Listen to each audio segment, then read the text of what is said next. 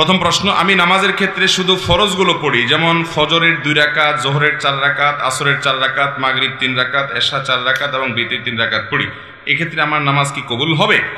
দেখুন, শুধু ফরজ পড়েন এই ভাই, সুন্নত পড়েন না, নামাজ হবে কিনা? উত্তর হলো, শুধু ফরজ পড়লে ওয়াক্তের দায়িত্বটা আদায় হবে। জোহরের ফরজটা পড়লেন, জোহরের ওয়াক্তের দায়িত্ব আদায় হলো, কিন্তু এটা পরিপূর্ণভাবে হলো না, ত্রুটি থেকে গেল। আপনি তরকারি খাইতে চাইলেন, তাহলে আপনার তরকারি খাইতে হলে সবজি লাগবে কাঁচা, পানি লাগবে, তেল লাগবে, পেঁয়াজ লাগবে, মরিচ লাগবে, লবণ লাগবে, ইত্যাদি ইত্যাদি লাগবে। এখন আপনি পানির মধ্যে কাঁচা সবজি সিদ্ধ করে রান্না করে নিয়ে আসলেন, লবণ, তেল, হলুদ কিছুই দিলেন না, তাহলে এটাকেও সবজি বলা যায়, কিন্তু এই সবজি কেউ খাবে না, আপনিও খাবেন না, ঠিক না বে ঠিক? 5 ওয়াক্ত ফরজ নামাজ এটা পূর্ণতা পাওয়ার জন্য এর আগে পরে যে সুন্নত নামাজগুলো আছে সেগুলো হলো এরকম। এগুলো ছাড়া ওই নামাজটা হয়ে যাবে, ফরজ আদায় হয়ে যাবে, ওয়াক্তের ফরজ আদায় হয়ে যাবে আলহামদুলিল্লাহ, মাগার আপনার নামাজটা পরিপূর্ণ হলো না। মনে রাখবেন, সুন্নত নামাজগুলো কেন, এই যে 5 ওয়াক্ত নামাজের ফজরের আগে 2 রাকাত সুন্নত আছে, জোহরের আগে 4 রাকাত, পরে 2 রাকাত আছে, মাগরিবের পরে 2 রাকাত আছে, এশার পরে 2 রাকাত আছে, এই যে সুন্নত নামাজগুলো আছে, এগুলো কেন জানেন? এগুলোর অন্যতম উদ্দেশ্য হলো যাতে করে মূল নামাজটা আমাদের সুন্দরভাবে হয়, তার জন্য প্রস্তুতি। আগেরগুলো হলো প্রস্তুতিমূলক আর পরেরগুলো হলো পরিপূরক। সুন্নত আগেরগুলা প্রস্তুতিমূলক, পরেরগুলাকে বলতে পারেন পরিপূরক, আর সবগুলাকেই অন্য অর্থে পরিপূরক বলতে পারেন। পরিপূরক মানে কি? ধরুন আপনি কোনো একটা সরকারি অফিসে খুব গুরুত্বপূর্ণ একটা কাজে যাচ্ছেন, এনআইডি কার্ডের ফটোকপি লাগবে, জন্ম নিবন্ধনের ফটোকপি লাগবে, খুব জরুরি একটা কাজ, আপনার বিদেশ যাওয়ার মতো ব্যাপার, ভিসার মতো ব্যাপার। আপনি ফটোকপি নিয়ে যখন যাবেন, ফটোকপি সাধারণত এনআইডি কার্ডের ফটোকপি যদি একটা লাগে, আপনি কয়টা নিয়ে যাবেন? একটাই নিবেন না 2-4টা নিবেন? বুদ্ধিমান মানুষ হলে 2-4টের সাথে নিয়ে যাবে। কেন? একটা যদি হারায় যায়, কোনো কারণে মিস হয়ে যায়, যাতে করে আমার কাজটা হয়ে যায়, হাতে রাখবে, এটা সে নিয়ে যাবে। ঠিক একইভাবে ভাইরা আমার, আপনি যখন 5 ওয়াক্ত নামাজের ফরজ নামাজ পড়বেন, কিয়ামতের ময়দানে যাবেন, আল্লাহ তাআলার কাছে দেখা গেল কোন একটা নামাজে ভেজাল ধরা পড়ছে, বাতিল হয়ে গেছে, তখন ওই সুন্নত বা নফল, অতিরিক্ত নফল নামাজ যে পড়বেন, এগুলো দিয়ে আল্লাহ তাআলা ফরজের ঘাটতি পূরণ করবেন। সেই সাথে আপনি আগে যখন সুন্নত পড়বেন, তখন মূল ফরজটা পড়তে আপনার সুবিধা হবে, মনোযোগ থাকবে। নবী করিম সাল্লাল্লাহু আলাইহি সাল্লাম ফরজ নামাজের আগে পরে সুন্নত নামাজগুলো কখনো ছাড়তেন না, নিয়মিত পড়তেন। আপনি কিভাবে নিয়মিত ছাড়েন? একবার জোহরের আগে 4 রাকাত ছুটে গেছে, তিনি পড়তে পারেন নাই মেহমান আসার কারণে, এগুলো পরে তিনি পড়ে দিয়েছেন, এরকম গুরুত্ব দিতেন। হ্যাঁ, আপনার কখনো কোনো কারণে এমন পরিবেশ হয়ে গেছে সুন্নত পড়ার কোনো সুযোগই পাইলেন না আপনি, অসুবিধা নাই, মাঝে মধ্যে হঠাৎ কালে ভদ্রে বাদ গেছে, অসুবিধা নাই, কিন্তু নিয়মিত এরকম করলে সেটা আপনার মূল সালাতের যে প্রোফাইল আল্লাহর কাছে থাকবে, সে ফাইলটা কিছুটা হলেও ত্রুটিপূর্ণ থাকবে। এটা সুন্নত, সাধারণ সুন্নত, সুন্নতে মুআক্কাদা। আমার ফজরের নামাজ প্রায় কাজা হয়, জোহরের সাথে মিলিয়ে জোহরের আগে সেই 2 রাকাত ফজরের কাজা পড়ে নেই, আমার নামাজ কি কবুল হবে? এই পাবলিক অনেকেই আছে, ফজরের নামাজ জামাতের সাথে মসজিদে গিয়ে আদায় করার মতো মুসল্লি, মুসলমানের সংখ্যা সমাজে অনেক না বেশি? সবচেয়ে কম মুসল্লি হয় কোন নামাজে? কারণ ইবলিস জানে এই নামাজটায় হাজির হলে অনেক বেশি ফজিলত পেয়ে যাবে, জোহরের নামাজের চাইতে এই নামাজে হাজির হওয়ার গুরুত্ব বেশি, মাগরিবে এশায় হাজির হওয়ার চাইতে ফজরে হাজির হওয়ার গুরুত্ব বেশি। এটা মাসআলা আপনি না জানলে কি হয়েছে, আপনার সাথে থাকা ইবলিস জানে, এই জন্য ইবলিসে ভোর রাতে আপনার ঠ্যাং টিপা শুরু করে। দেখবেন রাত 12টা 1টা 2টা পর্যন্ত ঘুম আসে না, ফেসবুক টিপতেছেন, ইউটিউব টিপতেছেন, মোবাইলে মোনাজাত ধরতেছেন, শয়তানের জিকির আজকার করতেছেন, এগুলো করতে করতে 12টা 1টা পর্যন্ত আপনার ঘুম আসে না। ঠিকই দেখবেন ফজরের আজান আগ দিয়া দেখবেন এমন ঘুম আসে, অ্যালার্ম দিয়া রাখলেও আর উঠতে মনে চায় না, ঠিক না বে ঠিক? শয়তান তখন কি বলে? নবী করিম সাল্লাল্লাহু আলাইহি ওয়াসাল্লাম হাদিসে বলেছেন, শয়তান বলে ফজরের আজান হয়ে গেছে, অ্যালার্ম বাজছে, দেখতেছেন ঠান্ডা মাথায়, শয়তান বলে আরে রাত এখন অনেক বাকি, অ্যালার্ম দিছে, মোবাইলের গলা টিপে ধরে অ্যালার্ম কেটে দিয়ে আবার ঘুম। আছে না নাই? ফজর পড়তে পারে না। ভাইরা আমার, ফজরের গুরুত্ব অনেক বেশি। তো যেই মানুষ ফজরের নামাজ নিয়মিত জোহরের সাথে পড়ে, অনেকে আছে দেখবেন প্রবাসে অনেক ভাই আছে 7টা 8টা 9টার দিকে উঠা ফজর পড়ে, নিয়মিত যদি এরকম হয় তাহলে তার এ নামাজ হবে? ভাইরা আমার, একবার হঠাৎ 2 মাস 4 মাস পরে 6 মাস পরে জীবনে হঠাৎ একবার হয়েছে, হ্যাঁ ফজর নামাজ আপনি উঠতে পারেন নাই, মোবাইলে অ্যালার্ম বাজছে তাও হুঁশ নাই, এটা গ্রহণযোগ্য। নবী সাল্লাল্লাহু আলাইহি সাল্লামের জীবনে একবার ফজর কাজা হয়েছে। কয়বার কাজা হয়েছে? একবার। তো আপনার জীবনে 2, 4, 10 বার এভাবে হতে পারে, কিন্তু প্রতিদিন হওয়া এটা কোনো অবস্থাতে গ্রহণযোগ্য হতে পারে। ঠান্ডা মাথায় যারা নামাজ পড়ার এশার পরে শোয়ার সময় নিয়ত করে থয় যে সকাল 8টার দিকে উঠবে, অ্যালার্ম দিয়ে ছয়, তার ঈমান আছে কিনা এটা নিয়ে অনেক উলামা ইকরাম সন্দেহ করেছেন। কারণ হলো ঠান্ডা মাথায় সে নামাজ পড়বে না, পরিকল্পনা করে সে শুইছে। আল্লাহ তাআলা আমাদেরকে ফজর নামাজ গুরুত্ব বোঝার তৌফিক দান করুন। আমি নিয়মিত তাহাজ্জুদ পড়ি এবং বিতির তাহাজ্জুদের পরে পড়ি, কিন্তু হঠাৎ মাঝে মধ্যে ঘুম থেকে ওঠার সমস্যার কারণে ফজরের আজান হয়ে যায়। এমন অবস্থা বিতির পড়ার হুকুম কি? যদি আপনি ভোর রাতে উঠার ব্যাপারে প্রবল সম্ভাবনা না থাকে তাহলে বিতির আপনি রাখবেন না, বিতির আগে পড়ে ফেলবেন। হ্যাঁ, আপনি নিয়মিত তাহাজ্জুদ পড়েন, আল্লাহ তৌফিক দেয়, তাহলে আপনি বিতির পড়েন। হঠাৎ একদিন ছুটে গেছে, ফজরের আজান হয়ে গেছে, তাহলে তারপরেও বিতির পড়লে আদায় হয়ে যাবে। ঢোলবাঁশি বাজিয়ে কবর দেয়া হচ্ছে, এরকম একটি ভিডিও দেখেছি ইউটিউবে, এ ব্যাপারে বললে ভালো হতো। ঢোলবাঁশি বাজায় আবার কবর, একটা গানই আছে এরকম, আমিও দেখছি ভিডিওটা, কি জানি মরণকালে ঢোলবাঁশি বাজাইও কি ভাই, তরিকার ভাই না দরবারি ভাই? হ্যাঁ, এবং সে গানের একটা কথা খুব আপত্তিকর আছে, সেটা আরো বেশি, সেটা হলো কালেমা কালামও ভাই কোনো কিছুর দরকার নাই, কালিমা কালাম কিছুর দরকার নাই, ঢোলবাঁশি বাজাতে বাজাতে নিয়ে কবরে দিও। আল্লাহ মাফ করুক, এই হারাম কাজ করতে করতে যার দুনিয়া থেকে বিদায় হয়, সে দুনিয়াতেই জীবদ্দশা জানতো যে তার যে সমস্ত আশেপাশে সাঙ্গপাঙ্গ আছে তারা ঢোলবাঁশি পিঠে দিয়ে তারা নিব কবরে, হাসরে আজাব যখন হবে আল্লাহ জানে, ফেরেশতারাও কি ঢোলবাজি দিয়েই ফিরবে কিনা আল্লাহ জানে। ভাইরা আমার, নবী সাল্লাল্লাহু আলাইহি সাল্লাম বলেছেন বয়স্তুলি ইকসিরাল মাজামির, এই সমস্ত বাদ্যযন্ত্র এগুলো দুনিয়া থেকে, এগুলো বিদায়ের জন্য আমি আসছি, এগুলো শয়তানের অস্ত্র, এগুলো হারাম। অতএব ইমানদার জীবদ্দশায় যেটা করতে পারেন একটা মানুষের মৃত্যুর পর তাকে বিদায়ের সময় বলে কালিমা কালামই দরকার নাই। কালিমা কালামই যদি দরকার না থাকে সে মুসলমান কিনা সন্দেহ। মুসলমান কিভাবে কালিমা কালামের দরকার নাই, ঢোলবাজি হইলে তার চলবো? আমরা তো কালিমা কালাম পাইছি কোরআন থেকে, হাদিস থেকে। এর ঢোলবাজিটা কে দিল? কে দিছে বলেন? শয়তান দিছে। তো শয়তানের এই জিনিসটা নিয়ে যদি কবরে যায়, মায়ের কি পিঠে পড়বে না নিচে পড়বে? আল্লাহ আমাদেরকে এই সমস্ত পাগলামি ছাগলামি, এই সমস্ত শয়তানের থেকে বেঁচে থাকার তৌফিক দান করুন। কত পাগলামি যে দুনিয়াতে আছে, এসব না দেখলে বোঝার উপায় নাই। আল্লাহ আমাদের সমস্ত ভাইদেরকে হেদায়েত দান করুন। এক লোক টাকা ধার নেওয়ার পরে টাকা থাকা সত্ত্বেও দিত না, ঘুরাতো। হঠাৎ শুনছি লোকটা মারা গেছে, তখন এসে তার ছেলে মেয়ের কাছে দিয়েছে। এখন তাতে কি তার ঋণ পরিশোধ হবে কিনা? দেখুন, ধার নেওয়ার পরে কেউ যদি টাকা ঘোরাঘুরি করে, দেয় না, যে সেই লোকটা মারা যাওয়ার পরে তার ছেলে মেয়েরা এসে যদি পাওনাদারের টাকা দেয়, তাহলে সেটা খুবই প্রশংসনীয় কাজ। শুধু দেয় না, বরং দেওয়া কর্তব্য। একটু ভালো করে শুনে রাখেন, অনেক মানুষ আছে মারা যাওয়ার পর পাওনাদার বের হয়ে আসে,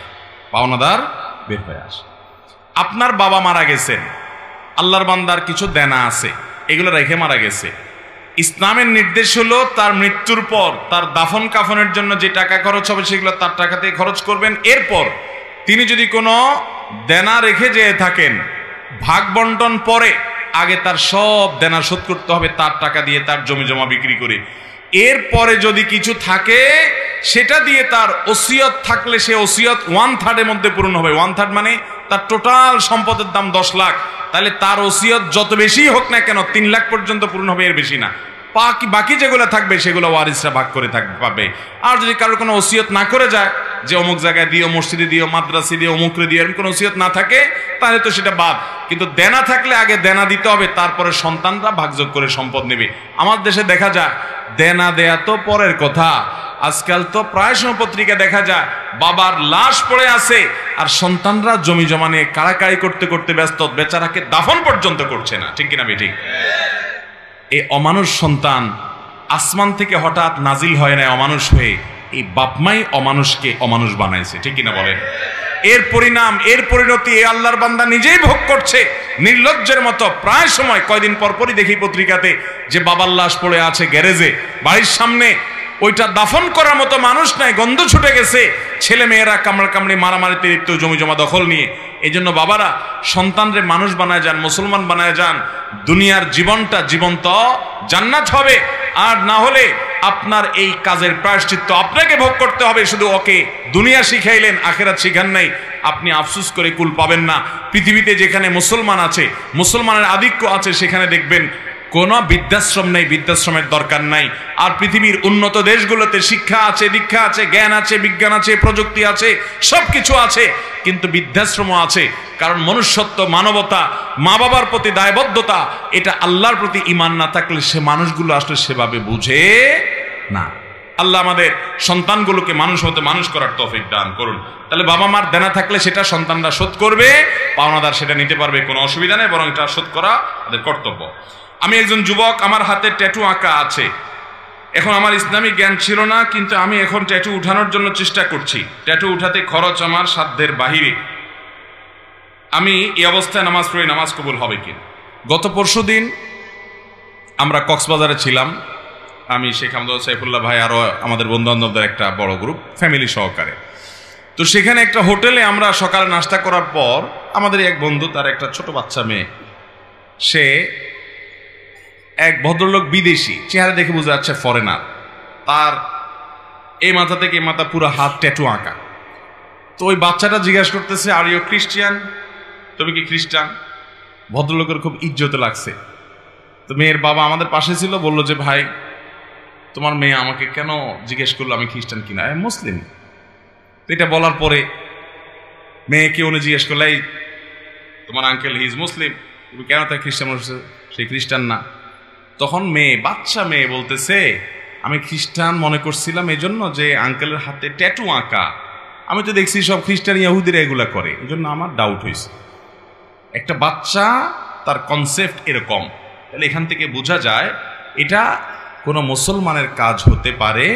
বাচ্চাটাও বুঝে গেছে, কারণ এটা মুসলমানদের মধ্যে নাই, এই কালচারটা ওদের মধ্যে আছে।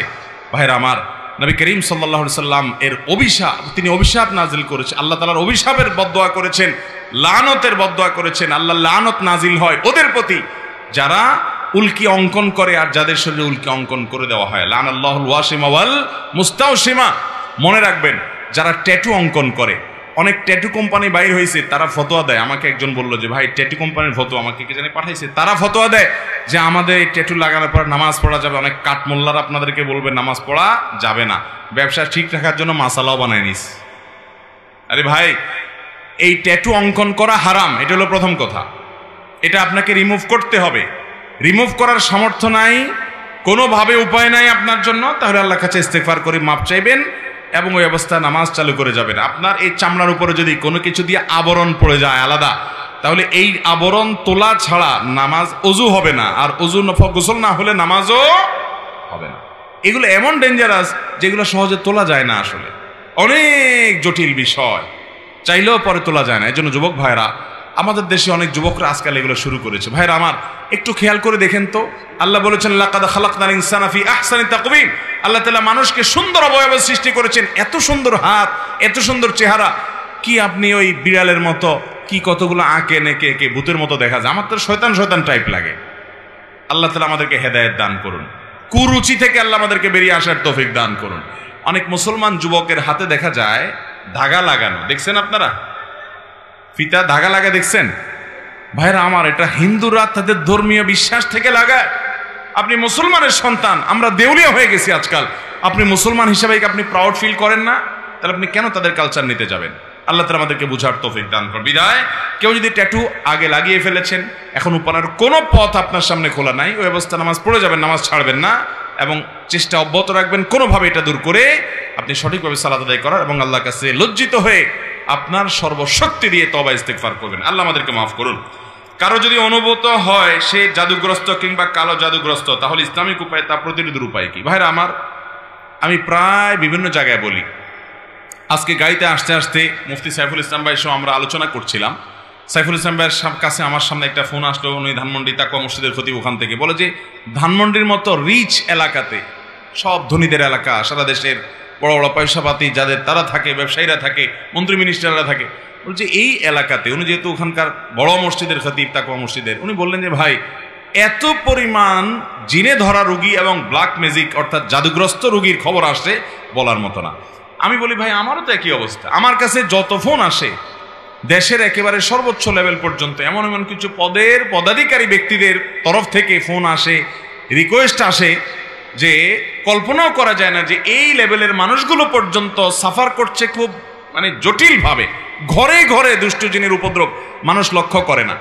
মনে রাখবেন কিছু কিছু দুষ্ট জিনের উপদ্রব আছে আপনি খেয়ালও করেন না। যেমন কথার কথা, বাসায় বাচ্চা কাচ্চা অস্বাভাবিক দুষ্টামি করে, মানে সীমাহীন, মানে কোনো স্বাভাবিক কিছু না। বুঝবেন দুষ্ট জিনের ভয়ঙ্কর প্রভাব ওর উপরে পড়ছে। এবং অনেক রোগ আছে কিছু লোকের, দেখবেন যে এই রোগগুলোর কোনো ট্রিটমেন্ট করে কিচ্ছু হয় না, কোনো ডায়াগনোসিস হয় না, বহু চেক আপ টেস্ট ডাক্তাররা আন্দাজ অনুমান করে বিভিন্নভাবে ট্রিটমেন্ট করেন, চেষ্টা করেন, কিন্তু কোনোভাবে ভদ্রলোক ভদ্রমহিলা সুস্থ হয় না। এরকম বহু রোগী দেখেছি আমি যে কোনোভাবে সুস্থ হয় না। এগুলোর বেশিরভাগ ব্ল্যাক ম্যাজিক এবং দুষ্ট জিনের রোগী। ঘরে ঘরে আমাকে সাথে সাথে জিজ্ঞেস করলেন ওনারা, মুফতি সাইফুল ইসলাম ভাই এবং আমাদের তানভীর ভাই ওনারা আছে, ওনারা জিজ্ঞেস করলেন যে ভাই এটা কেন হয়? আমি বললাম কেন হয়? জিন, দুষ্ট জিন অর্থাৎ শয়তান তার উপযোগী জায়গায় পাইলে সে সেখানে খুঁটি গাড়ে। আমাদের বাসা বাড়িগুলোতে হারাম এই পরিমাণ হয়, আপনি ইউটিউবে ওয়াজ শুনতে যান, শুরুতে আগে পান্ডা অ্যাডভার্টাইজ দিয়ে নেবে, এরপর আরো বিভিন্ন অ্যাডভার্টাইজ আসবে এবং মিউজিক আসবে, এগুলা চলবে। এই মিউজিক যেখানে থাকে সেখানে শয়তান আসবেই। আপনি এটা নিয়ন্ত্রণ করতে হবে। আপনার বাসায় বিভিন্ন প্রাণীর ছবি টাঙিয়ে রাখবেন, এখানে শয়তান আসবেই, রহমতের ফেরেশতা ঢুকেন, হাদিসে বলা আছে, এখানে আপনার এই অবস্থা হবে। ঘরে ঘরে মানুষ এটা ফিল করছে না, বহু মানুষ হাহাকার করছে। আমরা রাকির নাম্বার দিয়ে রাকিদেরকে রেফার করে কুলাতে পারছি না, এই পরিমাণ মানুষ আক্রান্ত। বাঁচবেন কিভাবে? আমি সব জায়গায় বলার চেষ্টা করি ভাইরা আমার। নাম্বার 1, গুনাহমুক্ত বাসা করেন, বাসা বাড়িতে গুনাহ করবেন না, এগুলা থেকে বাঁচান বাসা বাড়িকে। সবচেয়ে বড় কারণ হলো, দ্বিতীয় নাম্বার যেটা বলবো সেটা হলো, আজ কোরআন তেলাওয়াত আমাদের বাসা থেকে উঠে গেছে। আমরা এখন বড় জোর ইউটিউবে একটু তেলাওয়াত চালাই দেই।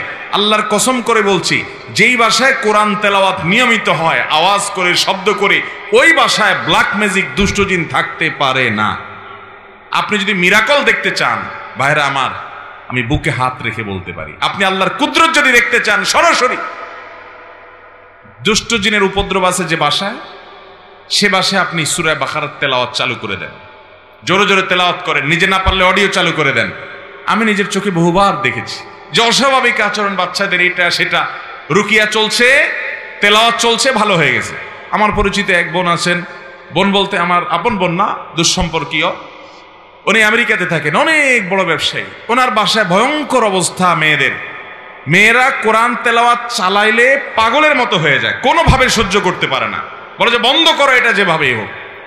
এবং হাজার হাজার কোটি টাকার মালিক ওনারা, বাফেলোতে আমেরিকাতে থাকে। আমাকে বললেন ভাই কি করা যায়? আমি রুকিয়ার অ্যাপ দিলাম, বলে যে কোনোভাবে তেলাওয়াত শুনতে রাজি না। আমি বললাম যে ওদেরকে যদি বেঁধে রেখে হলেও আপনি কিছুদিন শোনাতে পারেন, দেখবেন ট্রিটমেন্ট হয়ে গেছে। আমাকে গত সপ্তাহ না তার আগের সপ্তাহ যেন, ওই দিন আগে আমাকে জানালেন যে ভাই আপনি না দেখলে বিশ্বাস করবেন না যে আমার মেয়েরা এখন এতটা স্বাভাবিক হয়ে গেছে যে কোরআন তেলাওয়াত শোনা ছাড়া এখন ওরা ঠিক থাকতে পারে না, কিন্তু প্রথম সহ্য করতে পারতো না। আমার বাসায়, আমি তো এলাকার সন্তান, আপনাদের লক্ষ্মীপুরের বশিকপুর আমার গ্রাম, সেখানে একদিন সকালবেলা আমার এক নিকটাত্মীয় এক ছেলেকে নিয়ে আসছে, ইয়াং ছেলে, যুবক মানুষ, সৌদি আরবে ছিল, বলে বিদেশ থেকে চলে আসছে। কি হয়েছে? সে আজানের আওয়াজ হলে শুনতে পারে না, তার পুরো শরীর বাঁকা হয়ে যায়। এবং সে বলে যে তখন তার শরীর এমন শক্ত হয়, টোকা দিলে মনে হয় যে বিষাক্ত সাপ দংশন করছে, পাথরের মতো হয়ে যায়। আমার চোখের সামনে দেখলাম জোহরের আজান শুরু হলো, সে আসছে অনেক আগে, বসতে বসতে 100 পর্যায়ে জোহরের আজান শুরু হলো, দেখলাম যে সে বাঁকা হয়ে যাচ্ছে এবং শক্ত হাট হয়ে যাচ্ছে। ভাইরা আমার, এগুলো কিছু হয়তো খুব দৃশ্যমান বোঝা যায়, আর ম্যাক্সিমাম ঘরে ঘরে বোঝার উপায় নেই। এটার মূল ট্রিটমেন্ট হলো কোরআনে কারিমের তেলাওয়াত। আজ মুসলমানের ঘরে কোরআন তেলাওয়াত, মুসলমানের যুবকরা আজ গান শুনে, আজ ঘরে ঘরে মহিলাদের মোবাইলে হারাম জিনিস দেখে, পর্ন ভিডিও এত পরিমাণ দেখে যুবকরা। এমন একজন যুবক পাওয়া হাজার হাজার যুবকের মধ্যে কঠিন হয়ে গেছে, যেই যুবক বুকে হাত দিয়ে দাঁড়িয়ে বলতে পারবে এই 2 চোখ জীবনে কোনোদিন কোনো নোংরা ভিডিও দেখে নাই, আলহামদুলিল্লাহ। এরকম যুবক পাওয়া যায় না ভাইরা। চ্যালেঞ্জের ব্যাপার, জীবন ধ্বংস হয়ে যাচ্ছে, সব জাহান্নামের দিকে দৌড়াচ্ছে। আপনাকে বিকল্প পথে যেতে হবে। শয়তানি থেকে, বাসা বাড়ি থেকে নিজেকে বাঁচাতে চান, এবং আত্মীয় স্বজনরা অনেকে উপকার করতে গিয়ে খুনকারের কাছে যায়, খুনার কাছে যায়, আপোষের তাবিজ নেয়, এটা করে সেটা করে। এগুলা বেশিরভাগই ব্ল্যাক ম্যাজিক এবং কালো জাদু, এগুলো ধ্বংস করে দেয় মানুষের জীবনকে। এগুলো থেকে বাঁচার জন্য দ্বিতীয় আমল হলো কোরআন তেলাওয়াত করবেন, বাসায় কোরআন তেলাওয়াত চালায় রাখবেন। নাম্বার 3, আপনাকে তৃতীয় যে আমল করতে হবে, আমি সবসময় বলি, বাসায় ঢুকতে বিসমিল্লাহ বলে ঢুকবেন, বাইরে বিসমিল্লাহ বলে। বিসমিল্লাহ বলা ছাড়া বাচ্চাদেরকেও ঢুকতে দিবেন না, কাজের লোককেও ঢুকতে দিবেন না।